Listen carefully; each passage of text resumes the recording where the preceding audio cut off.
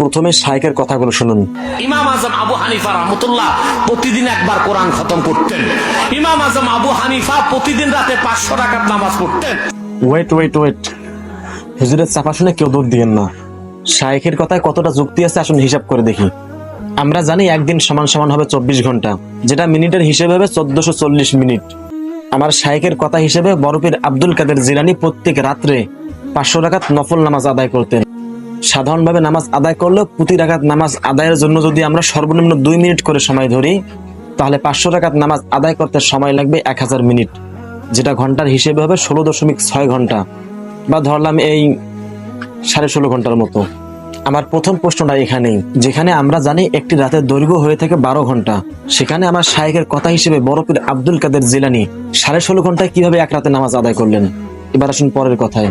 আমাদের কাছে নামাজ আদায় করার পর 24 ঘন্টার মধ্যে আর অবশিষ্ট সময় রয়েছে 7.4 ঘন্টা, বা ধরলাম এই 7.5 ঘন্টা।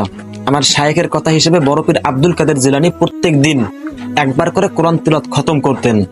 সব থেকে দ্রুততম কোরআন তিলাওয়াত করলেও এক পারা তিলাওয়াত করতে কমপক্ষে 20 মিনিট সময় লাগবে।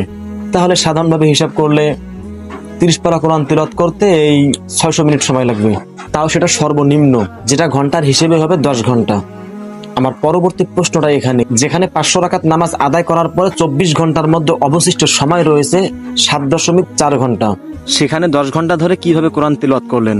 আমার পরের প্রশ্ন, এসব কিছু বাদ দিলাম, নামাজ আর কোরআন তিলাওয়াত মিলে ধরলাম একদিন সমান সমান হয়েছে, তাহলে দিনে যে আরো বাকি নামাজগুলো রয়েছে 5 ওয়াক্ত নামাজ, তাহলে তিনি এই 5 ওয়াক্ত নামাজ কোন সময় আদায় করতেন।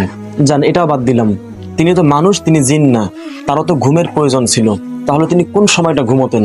এটাও বাদ দিলাম, তার নিশ্চয়ই একটা পরিবার ছিল এবং তারও কিছু চাহিদা ছিল, তাহলে তিনি তার জীবিকা নির্বাহের জন্য কর্মটা কখন করতেন। হ্যাঁ, হতে পারে এখন আপনারা অনেকেই আমাকে কমেন্টে গালাগালি করবেন যে আমি আলেমদের ভুল ধরতেছি। সত্যি বলতে আলেমদের ভুল ধরার মতো যোগ্যতা আমার নাই, তবে এতটুকু সাধারণ জ্ঞান তো অবশ্যই আমারও আছে। আর অনেকেই বলতে পারে তিনি তো আল্লাহর ওলিদের প্রশংসা করেছেন।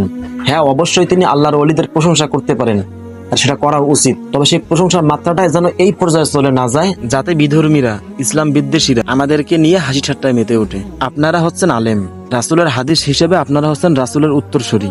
আল্লাহ তাআলা ইসলামকে আপনাদের কাছে আমানত রেখেছেন, তাই আশা করব আর দোয়া করব আল্লাহর কাছে যেন আপনাদের মুখ থেকে এমন কোনো কথা বের না হয় যার দ্বারা ইসলাম বিদ্বেষীরা ইসলাম নিয়ে হাসি ঠাট্টা করবে। এ বিষয়ে আপনাদের মন্তব্য কি কমেন্ট করে জানাবেন। আর হ্যাঁ, ভিডিওটি ভালো লেগে থাকলে অবশ্যই সাবস্ক্রাইব করবেন, আর না করলেও সমস্যা নাই, শেষ পর্যন্ত ভিডিওটি দেখেছেন এর জন্য ধন্যবাদ। আজকে এ পর্যন্তই, আবার দেখা হবে অন্য কোনো ভিডিওতে। সে পর্যন্ত ভালো থাকুন, সুস্থ থাকুন। আল্লাহ হাফেজ।